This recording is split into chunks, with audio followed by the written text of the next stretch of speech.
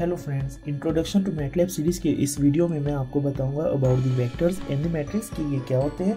इससे पहले let's see about the MATLAB word. MATLAB word हमारे अगर देखें तो MATLAB word composed of two words. Mat stands for matrix and lab stands for laboratory.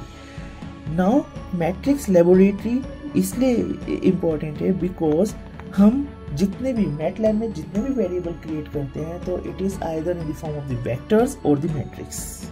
Okay, and अगर हम mathematically देखें तो अगर हम कोई भी कैलकुलेशन मैट्रिक्स के थ्रू करें तो हमारा जो कंप्यूटेशनल टाइम है दैट इज रिड्यूस्ड ड्रास्टिकली। इसीलिए हम जब भी कैलकुलेशंस या जब भी कुछ एल्गोरिदम बनाते हैं तो वी ऑलवेज ट्राई कि हम उसको मैट्रिक्स ओरिएंटेड बनाएं, जिससे कि हमारा जो कंप्यूटेशनल टाइम है, प्रोग्राम की जो एफिशिएंसी है वो ड्रास्टिकली रिड्यूस हो जाए। अब हम देखते हैं about the vector and the matrix की ये वेक्टर एंड मैट्रिसेस क्या होते हैं। तो अगर हम देखें वेक्टर एंड मैट्रिसेस तो पहली चीज वेक्टर एंड मैट्रिसेस की है कि using the vector and matrices we can group more than one data. कि अगर सपोज मेरे पास डाटा है 6 नंबर्स है तो उन सबको मैं एक ही साथ ग्रुप कर सकता हूँ in the form of the vector और with the help of a matrix.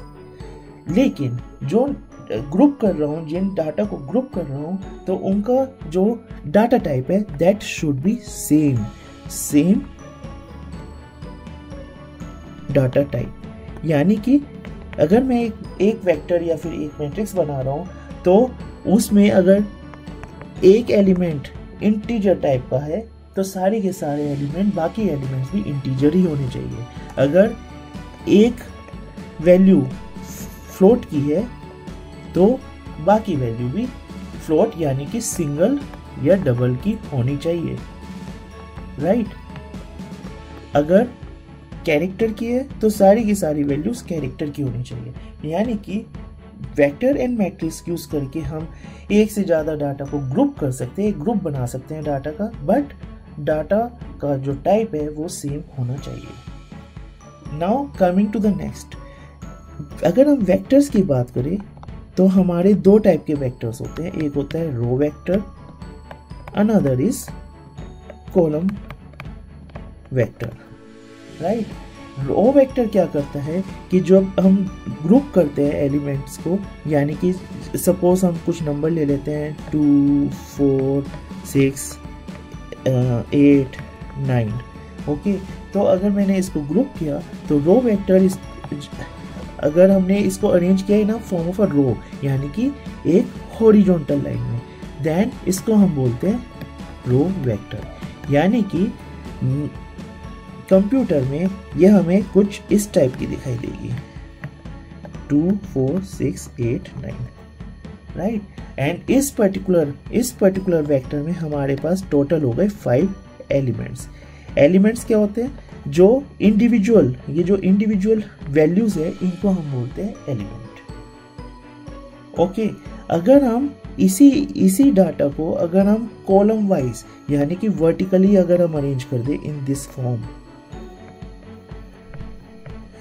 2, 4, 6, 8, 9 तो इसको हम बोलेंगे कॉलम वेक्टर। ओके, सो अगर हमने वेक्टर के एलिमेंट्स को हॉरिजॉन्टली अरेंज किया है then it is known as a row vector. अगर हमने वर्टिकली अरेंज किया है then it is known as a column vector. Okay, and the size of the row vector, अगर हम साइज की बात करें, because over here the horizontal lines है they are known as rows, and जो vertical होती है उसको हम बोलते हैं कॉलम। ओके, तो अगर हम इसकी रो की बात करें, रो वेक्टर की, तो यहाँ पर हम देखेंगे we have a single row. तो सिंगल रो यानी कि 1 cross and we have 5 columns 1, 2, 3, 4, 1, 2, 3, 4, 5। तो इसका जो डायमेंशन होगा दैट विल बी 1 क्रॉस 5। हम पहला जो नंबर होता है वो होता है रो के इक्विवेलेंट कि कितनी रो है, दूसरा नंबर जो होता है वो होता है कॉलम के अकॉर्डिंग कि कितनी कॉलम्स है। तो अगर हम रो वेक्टर का अगर डायमेंशन देखें तो वो हमारा डायमेंशन आएगा 1 क्रॉस 5। वेयर एज अगर हम इस कॉलम वेक्टर की बात करें तो यहाँ पर हमारे पास कितनी रोज है, 1 रो, सेकेंड, थर्ड, फोर्थ, फिफ्थ, तो हमारे पास 5 रोज है ना हॉरिजॉन्टल। सो इसका जो फर्स्ट नंबर है वो 5 आएगा and we have only a single column, तो 5 क्रॉस 1 ये हमारा साइज हो जाएगा इसका।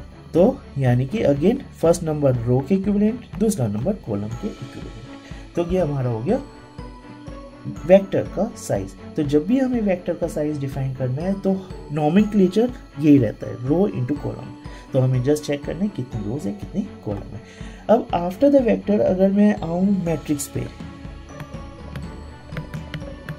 तो मैट्रिक्स जैसे कि हमारा जो वेक्टर था, वेक्टर में तो या तो सिंगल रो होगी या सिंगल कॉलम होगा, बट मैट्रिक्स में हमारे पास multiple rows and multiple columns हो सकते हैं। जैसे कि फॉर एग्जांपल अगर मेरा कुछ नंबर इस टाइप के अरेंज है 2 3 4 5 6 7, सो अगर नंबर इस टाइप से अरेंज है then it forms a matrix. इस मैट्रिक्स में अगर हम देखें तो we have 2 rows, first row second row. तो अगेन अगर मुझे डायमेंशन इसका देना है तो 2 rows and how many columns, 1 2 3, so 3 columns. So size of the matrix it will be 2 cross 3, right. तो इस तरीके से ये हमारा हो गया मैट्रिक्स। तो यानी कि ओवरऑल अगर मेरे नंबर्स मैंने एक सिंगल रो में अरेंज किया है then it is known as a row vector. अगर मैंने सिंगल कॉलम में अरेंज किया है it is known as a column vector. अगर मेरे जो डाटा है अगर वो multiple rows and multiple columns में अरेंज है then it is known as a matrix. Okay, so next video में हम देखेंगे कि हम वेक्टर्स एंड मैट्रिक्स कैसे क्रिएट कर सकते हैं, उसकी वैल्यूज को कैसे एक्सेस कर सकते हैं programmatically and other concepts related, other tools that we can use on matrix. So अगर आपको कोई डाउट है कमेंट बॉक्स पे अपने क्वेश्चन टाइप कीजिए and do subscribe this channel and share this video with your friends. Thank you.